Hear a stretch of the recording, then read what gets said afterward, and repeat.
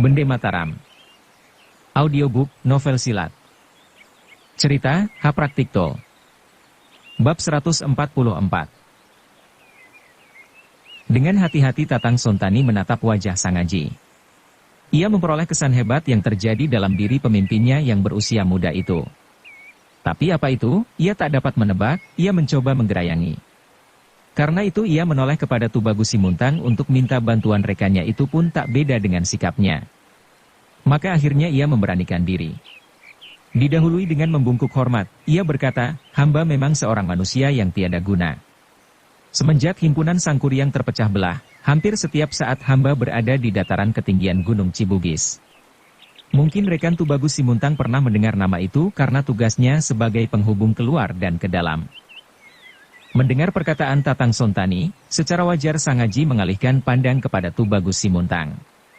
Pendekar itu lantas berkata tegas. Tentang maksud menghaturkan ketiga pusaka Gusti Ratu Bagus Boang kepada Paduka, hamba mengetahui dengan jelas. Tetapi dengan sesungguhnya hamba menyatakan bahwa nama itu belum pernah hamba dengar. Sangaji percaya kepada pernyataan mereka. Dan ia jadi yakin bahwa Titisari memegang salah satu peranan penting. Tetapi peranan bagaimana itulah suatu soal yang sulit untuk diterangkan. Sebaliknya apabila hal itu hanya merupakan suatu dugaannya belaka peristiwa rangkaian terjadinya penyerahan ketiga pusaka Ratu Bagus Boang, benar-benar aneh dan mencurigakan, ia merasakan sesuatu. Dan rasa itu berkelebatan seperti tumpuan bayangan dalam benaknya. Tapi apa itu, tak bisa ia menangkapnya. Dasar ia tak pandai mengungkap isi hatinya, maka mulutnya membungkam dengan pikiran kabur. Sayang, aku tadi tak dapat melihatnya dengan lebih tegas sehingga tak dapat kubuat pegangan, kata Sangaji seperti kepada dirinya sendiri. Sebagai pendekar-pendekar yang sudah kenyang makan garam, Tatang Sontani dan Tubagus Simuntang sudah dapat menebak 8 bagian. Pastilah gadis tadi yang bernama Titisari. Tetapi siapa Titisari dan apa pula hubungannya dalam persoalan ketiga pusaka Ratu Bagus Boang inilah soal yang masih gelap. Menuruti deru hati, ingin mereka memperoleh keterangan lebih jelas. Namun mereka tak berani mendesak. Berkelebatnya bayangan Titisari tadi, memang benar-benar mengguncangkan hati Sangaji. Hal itu tidaklah mengherankan, karena peranan Titisari hampir memenuhi seluruh lubuk hatinya. Ah, mungkin aku yang sudah menjadi linglung. Sangaji menghibur diri. Masakan Titisari berada di Jakarta? Untuk apa? Dan siapa pula mereka tadi yang mengenakan pakaian berburu? Apakah Titisari mengalami peristiwa seperti dia pula menjadi ratu tak bermahkota dengan tiba-tiba? Memikir demikian Sangaji menjadi geli. Kemudian memutuskan, di dunia ini bukankah terdapat banyak orang yang sama rupa? Oleh keputusan itu, hatinya jadi berlega. Terus saja ia berkata kepada Tatang Sontani dan Tubagus Simuntang. Paman, sewaktu aku meninggalkan Jakarta, ibuku sama sekali tak mengetahui. Apakah kita masih mempunyai waktu untuk bersinggah sebentar? Mengapa tidak? Sahut Tubagus Simuntang cepat. Hamba kira laskar kita baru tiba menjelang fajar hari, kata Tatang Sontani. Mereka berjalan perlahan-lahan seperti penduduk kota yang sedang keluar mencari angin. Aneh adalah Sangaji. Pemuda itu, semenjak kakinya meraba batas kota Jakarta, ingin sekali menengok ibunya dengan segera. Hanya oleh rasa segan saja ia menahan diri. Tetapi kini, ia seperti ogah-ogahan. Itulah disebabkan oleh kesannya melihat bayangan Titisari. Dan pikirannya jadi penuh, sehingga seringkali ia terlongong-longong. Untunglah, waktu itu malam hari. Dengan demikian, kesan mukanya tidak nampak oleh kedua panglimanya. Tatkala sampai di rumahnya, ia kaget. 8 serdadu menjaga rumahnya dengan menyandang senjata. Apakah artinya ini? Ia berhenti sebentar. Kemudian setelah memberi isyarat kepada 2 panglimanya, ia memasuki halaman rumahnya seorang diri.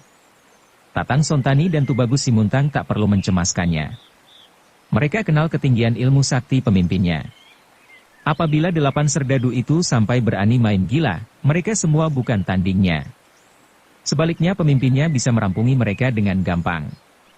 Dengan pikiran demikian, mereka berdua tinggal di luar rumah sambil berjaga-jaga terhadap kemungkinan yang terjadi di luar perhitungan. Dalam pada itu, Sangaji telah memasuki rumahnya. Dari seorang kopral ia memperoleh keterangan bahwa atas perintah Mayor De Hoop, ibunya dipindah di sebuah bangunan baru dekat lapangan kota. Sang Haji memeriksa isi rumahnya. Benar-benar kosong. Hatinya memukul, tatkala kamar penyimpan pusaka-pusakanya kosong pula. Tapi percaya bahwa company tidak bakal mengganggu semua pusakanya karena tidak mengerti, hatinya tentram kembali. Dan segera ia meninggalkan rumahnya, setelah memperoleh keterangan lebih jelas lagi tentang letak lapangan kota yang dimaksudkan. Ternyata rumah itu merupakan sebuah bangunan baru, dengan pendapa luas perkasa dan mentereng. Tapi terlalu mentereng untuk tempat tinggal seorang janda seperti ibunya. Mungkin rumah itu dimaksudkan sebagai hadiah perkawinannya dengan Sony kelak. Paman, apakah Paman melihat sesuatu? Ia minta pertimbangan kepada Tatang Sontani. Rumah itu jauh lebih bagus dari tempat kediaman semula. Tepat sekali untuk kediaman Paduka. Hanya saja letaknya begitu mencurigakan. Kecuali berada di tengah lapangan, letaknya berdekatan pula dengan tangsi kavaleri. Mudah-mudahan saja, company bermaksud baik. Kalau begitu, biarlah aku pergi dahulu, tiba-tiba Tubagus Simuntang memotong. Sebagai teman perjuangan yang sudah saling mengenal bertahun-tahun lamanya, ia mengerti kemana arah perkataan Tatang Sontani. Maka dengan membungkuk hormat itu berkata pula kepada Sang Haji. Izinkan hamba mengatur teman-teman dahulu. Sebenarnya Sang Haji sudah merasakan sesuatu yang kurang beres. Dan biasanya ia senantiasa lambat dalam hal mengambil suatu keputusan. Tapi begitu mendengar ujar Tubagus Simuntang, ia seperti sudah dapat menebak seluruhnya. Maka ia mengangguk. Kalau hamba boleh berkata dengan sebenarnya, bangunan ini lebih tepat apabila dibuat sebagai rumah tahanan, kata Tatang Sontani sejenak kemudian, setelah rekannya pergi melakukan tugasnya. Paling tidak, apabila seorang tawanan bermaksud melarikan diri, ia baru sanggup melintasi lapangan terbuka terlebih dahulu. Sang Haji tersenyum pahit.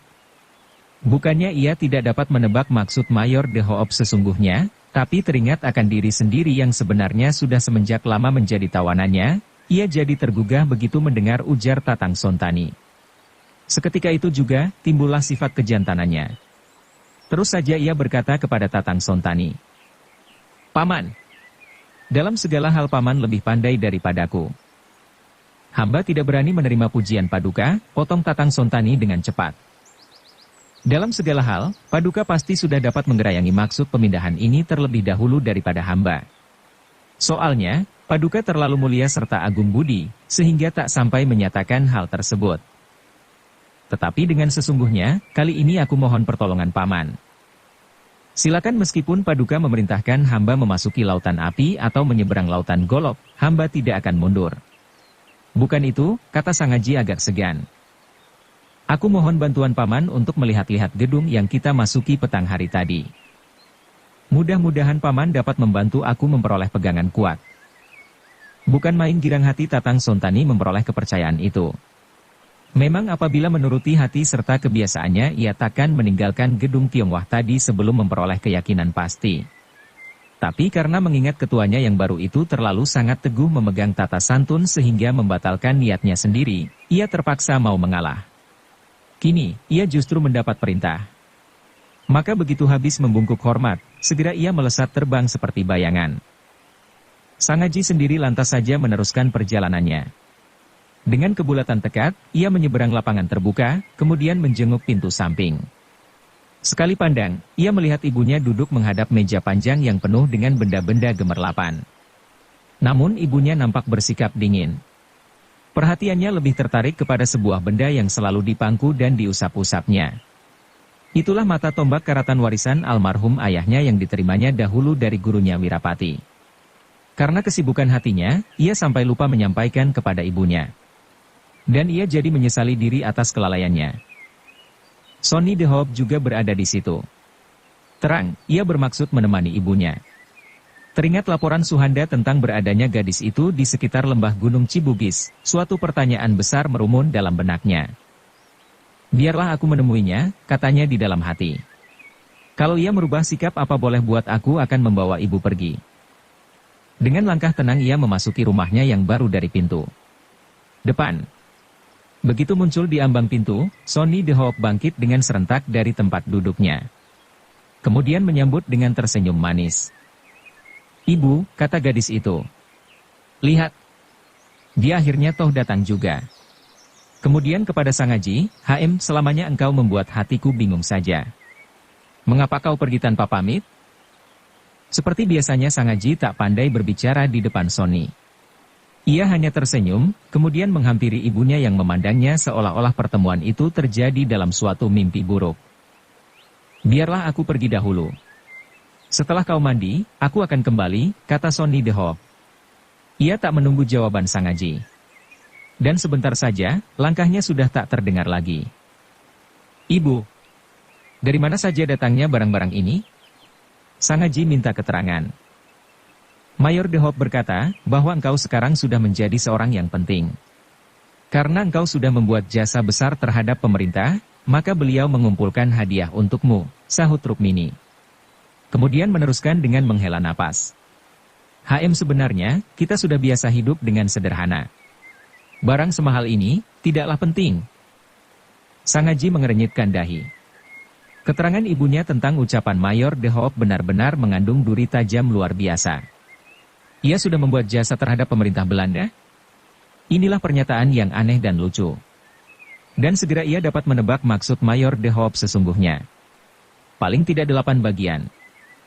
Tanpa disadari sendiri, ia menjelajahkan pandangnya. Benar-benar hebat perubahannya. Baik hiasan dinding maupun perabot rumahnya serba baru dan serba mahal. Bahkan penghuni rumah kini bertambah dengan 9 orang pelayan, terdiri 4 laki-laki dan 5 perempuan. Menurut Mayor De Hoop, engkau kini sudah menjadi pemimpin tertinggi seluruh Jawa Barat. Karena itu, sudah sepatutnya kita mendiami rumah ini, katanya. Aji, ibu benar-benar menjadi bingung. Apakah artinya ini, anakku? Katanya pula, Mayor De Hoop akan berbicara denganmu dalam beberapa hari lagi. Sangaji tercengang mendengar perkataan ibunya sebanyak itu. Maklumlah, Rukmini seorang pendiam. Jarang sekali ia berbicara berkepanjangan. Meskipun Sangaji bukan Titisari yang memiliki otak tajam luar biasa, namun hatinya sibuk menduga-duga. Pastilah terjadi suatu peristiwa luar biasa, yang mengguncangkan kesederhanaan hati ibunya. Maka segera ia hendak memberi penjelasan, namun ibunya menyuruhnya mandi dahulu. Non Sony akan datang kembali, setelah engkau mandi, mandilah dahulu. Pastilah kisahmu akan memakan waktu panjang, katanya. Sehabis mandi, Sangaji mengabarkan pengalamannya mulai dari pertemuannya dengan Sidi Mantera sampai kepada peristiwa di dataran tinggi Gunung Cibugis. Rukmini menghela napas mendengar peristiwa yang mengherankan itu. Katanya perlahan, itu semua adalah jasa dari kedua gurumu dahulu.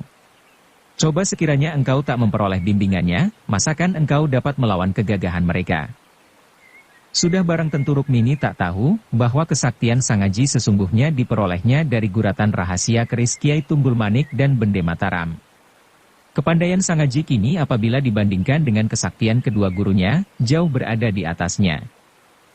Tetapi anakku, kata Rukmini lagi sambil mengusap-usap tombak almarhum suaminya. Kita sudah dipaksa nasib untuk tinggal di sini 15 tahun lamanya. Jauh dari kampung halaman. Jauh dari sanak keluarga, pun Mayor De Hoop memperlakukan kita begini baik, sesungguhnya ingin aku pulang ke kampung halaman. Aku tahu kau bukannya seorang yang berangan-angan besar hendak menjadi seorang raja atau seorang jenderal company. Pastilah kau akan senang bertempat tinggal di kampung halaman sendiri, walaupun sunyi sepi. Hanya urusan Nona Sony, kurasa akan membuatmu sulit. Bukankah begitu? Bukan main terkejut hati Sangaji mendengar ucapan-ucapan ibunya itu. Ia tak mengerti hatinya sendiri, apakah girang, terharu, curiga atau bersangsi. Yang terang, hatinya memukul. Itulah masalah pelik yang selalu merumun ketenangan hatinya. Kini ibunya sudah menunjukkan warna kartu, bukankah menjadi gampang? Terus saja ia berkata, Ibu, mengapa ibu tak berkata semenjak aku datang dahulu? Setelah berkata demikian, ia memeluk ibunya erat-erat. Dan Rukmini membiarkan dirinya dipeluk sampai anaknya puas. Kemudian berkata sambil mengusap-usap tombak karatan yang selalu dipangkunya. Warisan ayahmu inilah yang membuka mataku. Kau lupa memberi kepadaku. Suatu hari, karena hatiku pepat memikirkan dirimu kulihat tombak ini. Oleh pertolongan seorang serdadu dari Jawa, ternyata terdapat tulisan Gurumu Wirapati. Tulisan guru? Sang Haji heran. Sebuah pesan, Rukmini menegaskan. Bacalah. Bukankah ini suatu peringatan yang jujur? Untung, berkat ketekunannya menyelami ilmu sakti Kiai Kesambi dahulu, Suradira lebur dening pangastuti, Sang Haji telah pandai membaca huruf Jawa. Maka begitu membaca tulisan Wirapati yang tergurat pada tombak karatan itu, hatinya tergetar. Ayah Sang Haji mati untuk apa? Sekedar membuktikan kepada anaknya, bahwa dia termasuk seorang laki-laki tulen. Dan aku mengharapkan, agar anakku, anak didikku mati pula sebagai laki-laki. Biarlah dia hidup 1 hari asal hidup sebagai harimau. Hidup 1 tahun sebagai kambing, apakah senangnya? Wirapati benar, bisik Sang Haji di dalam hati. Bukankah hidupku kini tak ubah seekor kambing yang kena dituntun ke sana kemari? Ya, di mana aku sekarang ini? Tak terasa ia membayangkan gurunya Wirapati yang gagah perkasa. Dan secara wajar teringatlah dia pula kepada ucapan gurunya Jaga Saradenta, karena itu, engkau harus belajar mempunyai keputusan cepat, tegas dan tepat. Itulah senjatamu satu-satunya untuk mengarungi dunia yang lebar ini. Keputusannya, keputusanmu, keputusanmu. Cobalah renungkan, kata Rukmini. Bunyi tulisan itu seolah-olah dialamatkan kepadaku, agar aku selalu menjagamu. Sungguh menyesal, ternyata aku tak pandai menjagamu. Semua pusakamu kecuali kalung berlian dan buah sakti itu terbawa oleh Mayor De Hoop tatkala aku dipindahkan kemari. Mendengar warta itu, Sang Haji terkejut. Namun ia berusaha hendak menghibur hati ibunya. Belum lagi membuka mulut, ibunya berkata lagi. Ibu seorang bodoh, anakku. Tetapi menyaksikan perampasan itu, tahulah ibu bahwa engkau berada dalam kesulitan. Kemudian selama beberapa hari ini, ia bersikap luar biasa terhadap ibu. Lihatlah emas, perak dan permata. Inilah hadiahnya.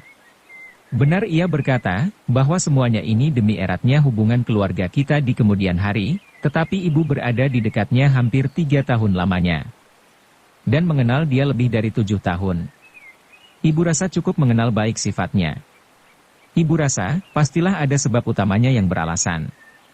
Cobalah jawab pertanyaan ibu dengan setulus hatimu, apakah engkau senang manakala kuajak pulang ke kampung halaman? Tentu. Tentu. Mengapa tidak? Sang Haji menyahut cepat. Tetapi Nona Soni, bukankah akan menyulitkan dirimu? Sang Haji tertegun sebentar. Tiba-tiba timbullah keputusannya. Katanya di dalam hati, dengan sebenarnya aku menganggap Soni tidak lebih dari seorang saudara. Sebaliknya dengan Titisari, aku mempunyai kisah sendiri. Biarlah kukatakan kepada ibu, agar ibu sendiri yang memutuskan.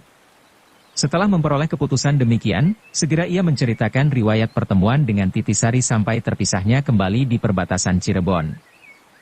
Aji, mengapa engkau tak pernah menceritakan gadis pilihanmu itu, kata Rukmini setelah mendengarkan penuturan anaknya. Semenjak datang di Jakarta, ada saja persoalan yang harus kuhadapi sehingga belum memperoleh waktu yang baik. Selain itu, sesungguhnya aku takut membuat ibu sedih. Mengapa? Rukmini menegas. Mayor De Hoop bersikap sangat baik terhadap kita. Kita berdua dilindungi semenjak lama. Soni pun bersedia pula menjadi istriku. Masakan aku tak mengenal budi itu? Rukmini menghela napas. Sejenak kemudian berkata, kita memang berutang budi kepadanya. Tetapi menurut tutur katamu, jasa Titisari tidak dapat ditebus dengan harta benda maupun semboyan-semboyan luhur belaka. Bukankah dia telah merebut jiwamu kembali, tatkala engkau luka parah? Di Benteng Batu? Coba seumpama tiada Titisari, bukankah perjodohanmu dengan Nona Soni sia-sia belaka? Ia berhenti mengesankan. Berkata lagi, dengan keluarga Mayor De Hoop, kita memang berutang budi. Tapi kepada Titisari, kita berutang jiwa. Ingat-ingatlah hal itu. Yang berutang jiwa hanya aku seorang. Bukan ibu, bantah Sang Haji. Rukmini tersenyum getir. Katanya, HM seumpama engkau tewas, masakan ibu sudi hidup lama-lama lagi? Karena itu, ibu pun ikut berutang jiwa pula. Sang Haji hendak menghela napas, tiba-tiba pendengarannya yang tajam mendengar seorang menarik napas dari luar dinding. Tak ragu lagi, itulah napas Soni De Hoop. Mau ia bergerak, tapi ibunya berkata lagi. Aji, Mendiang kakekmu dahulu pernah berkata kepada ibu begini tatkala ibu mendapat lamaran ayahmu, perkawinan memang suatu tataran yang baik. Tetapi apabila bakal membuatmu sengsara, apa perlu kau masuki?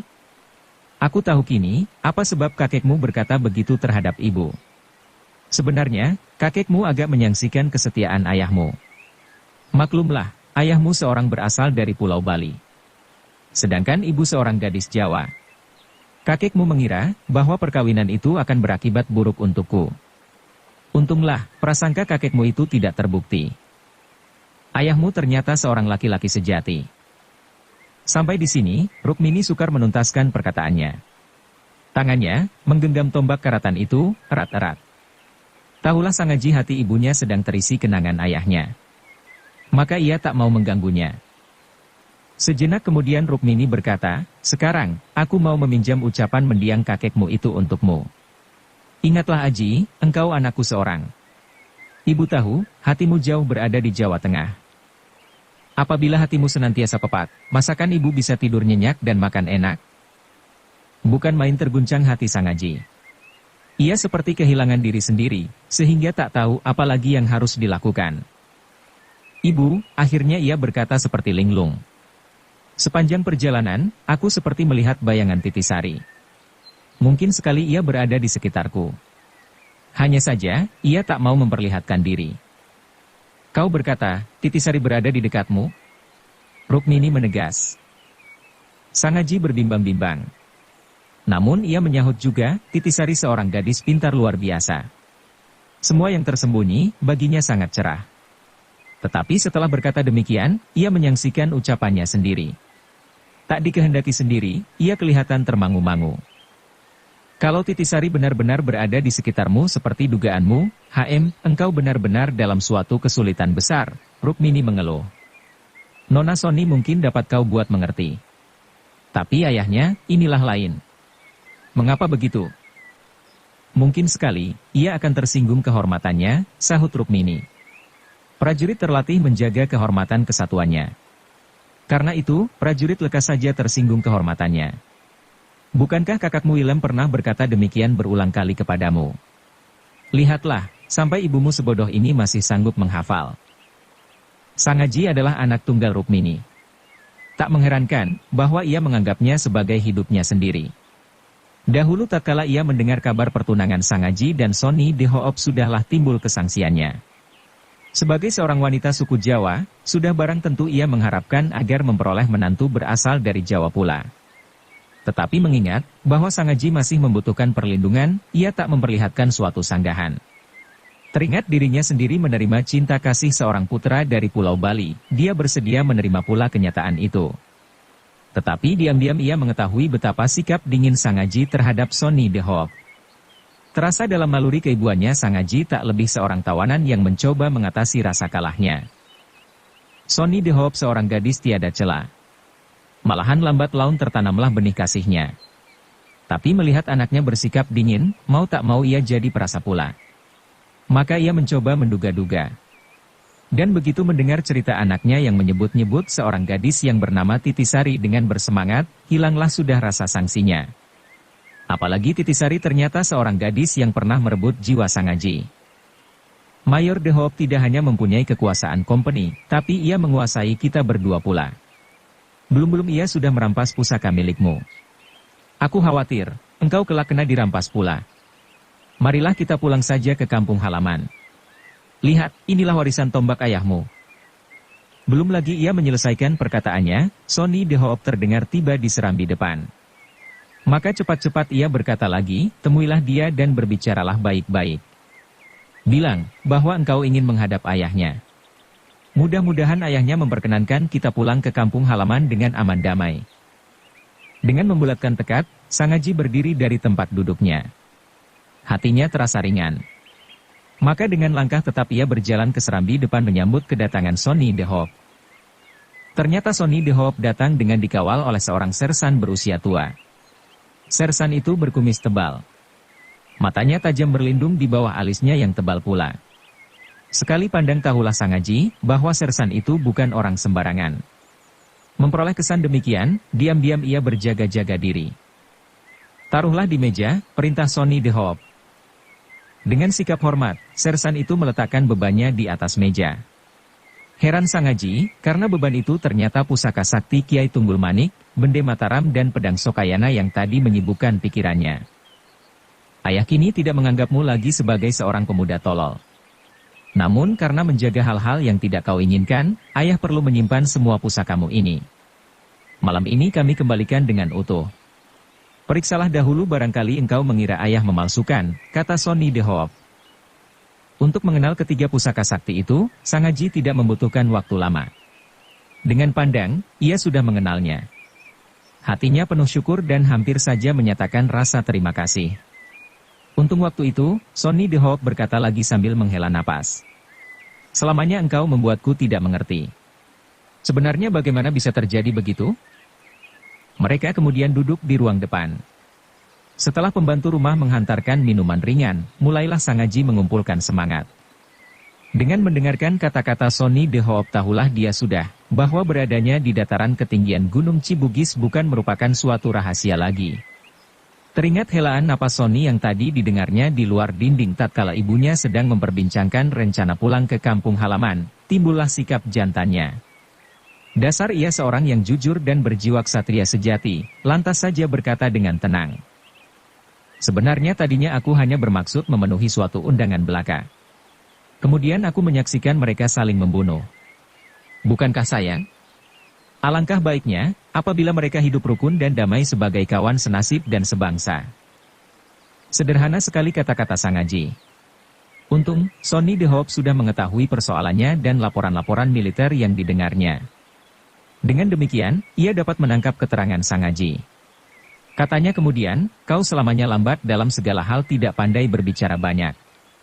Tapi kali ini, engkau jadi luar biasa. Apakah kedudukanmu yang merubah dirimu? Pertanyaan itu sama sekali tak terduga, sehingga Sangaji jadi terbungkam.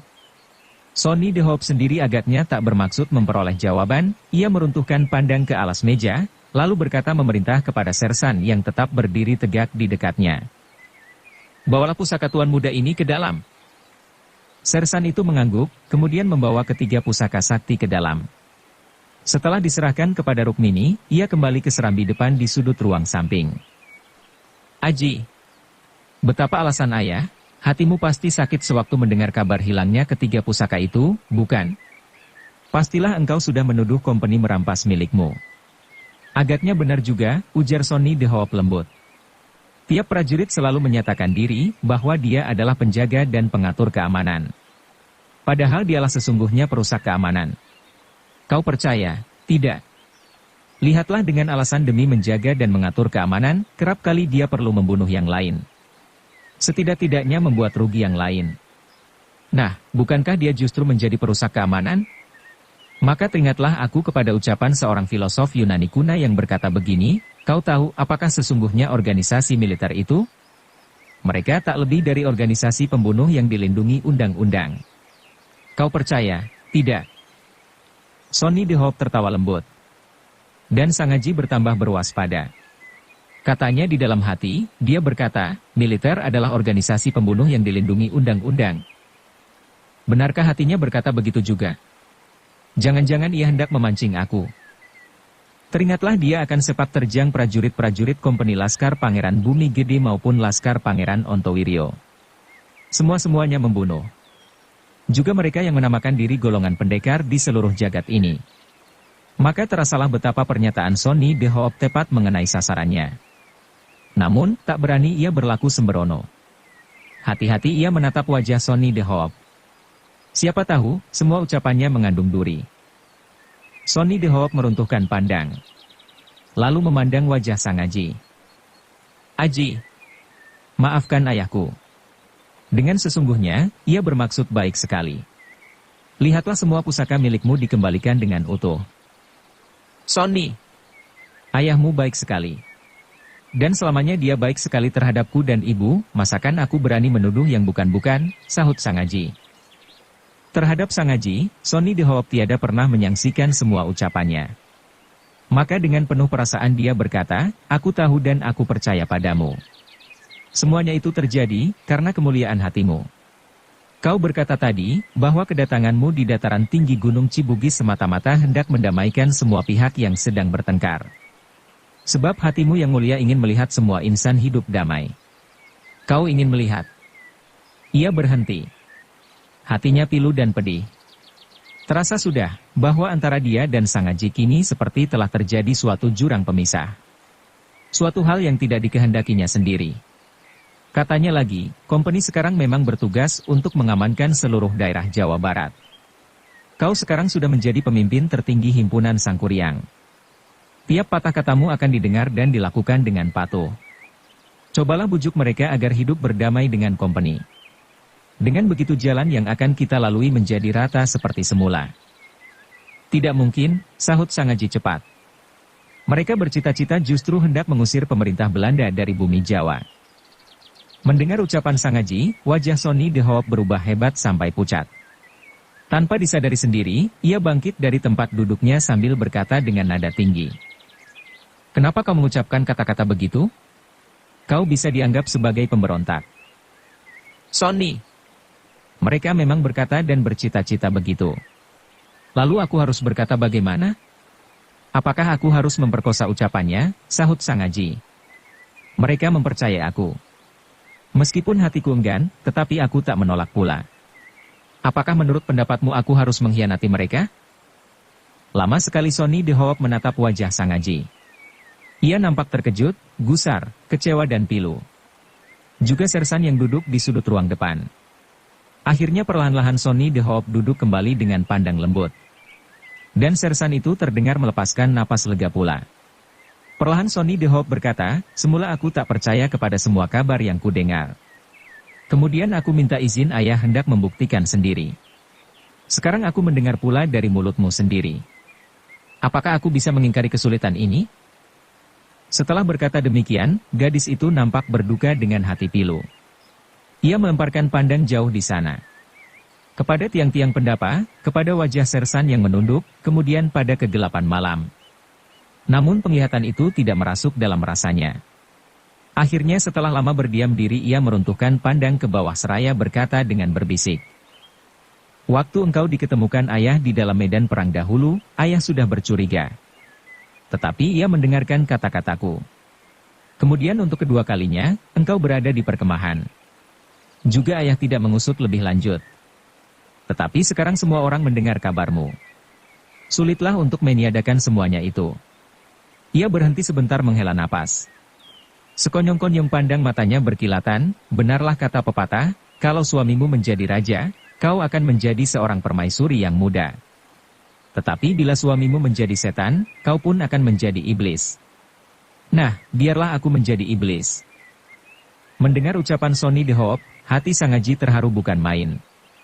Dasar hatinya lemah, lagi pula tidak terdapat suatu kesalahan pada diri Sonny, maka berkatalah dia dengan penuh perasaan. Sonny, aku ini memang seorang yang tidak hanya tolol, tapi juga tidak tahu berterima kasih. Sekarang biarlah aku patuh kepada kehendakmu. Tetapi setelah berkata demikian, suatu bayangan berkelebat dalam otaknya. Segera ia dapat menguasai diri. Lalu berkata lagi, terhadapmu memang aku dapat berkata begini. Tetapi bagaimana dengan ayahmu yang memegang kekuasaan militer? Pastilah dengan alasan dinasnya, beliau lebih mencintai kedudukannya daripada kepadamu atau kepadaku. Ya benar, sahut Sonny dengan mengeluh. Itulah sebabnya, aku dahulu tidak senang engkau menjadi semacam jagoan. Kau tahu sebabnya? Sonny berhenti mengesankan. Inilah jadinya. Karena demi mengabdi kepada apa yang dinamakan kehormatan diri dan cita-cita, kau dan aku mungkin berdiri di seberang menyeberang. Janganlah berkata begitu, Sonny. Aku memang bersalah terhadapmu, tapi ayahmu bukan seorang jagoan. Beliau tidak memperebutkan apa yang dinamakan suatu kehormatan diri. Kau berkata apa? Potong Sonny de Hoop sengit. Berbareng dengan senyumnya pahit, ia meneruskan. Kau berkata dia bukan termasuk golongan jagoan? Kau salah, aku justru berkata begitu. Dialah termasuk pula seorang jagoan yang kebetulan mengenakan pakaian seragam. Sangaji menatap wajah Sonny de Hoop. Ingin ia menangkap sasaran ucapannya, namun sebagai biasanya ia lambat dalam hal menebak maksud seseorang. Maka ia minta ketegasan, kau berkata beliau seorang jagoan kebetulan mengenakan pakaian seragam? Iya, bukankah sudah terang, sahut Sony. Seorang jagoan adalah seorang yang mengabdikan diri kepada kehormatan dan nama yang kosong. Dalam hidupnya ia hanya mendengarkan hatinya sendiri. Ah, belum tentu. Seorang yang berbudi luhur. Mengapa belum tentu, potong Sony. Seorang prajurit dididik untuk menang. Karena itu betapa dia mau mengalah? Kalau dia mau mengalah, dialah bukan seorang prajurit. Selamanya Sangaji tak pandai berdebat. Meskipun pada waktu itu ia sudah memperoleh kemajuan yang lumayan, namun masih saja ia tak mampu mengatasi bentuk pembicaraan yang bersifat cepat. Maka mulutnya membungkam dengan mendadak. Dan seperti dahulu, ia lantas menjadi tokoh pendengarnya. Dalam suatu pertarungan seorang jagoan harus membunuh lawannya bila mana mau selamat. Seorang prajurit pun demikian. Cuma bedanya, seorang prajurit dilindungi undang-undang. Sebaliknya seorang jagoan tidak. Dia justru akan dikejar penuntutan balas dendam dan hamba undang-undang. Tapi pada hakikatnya setali tiga uang.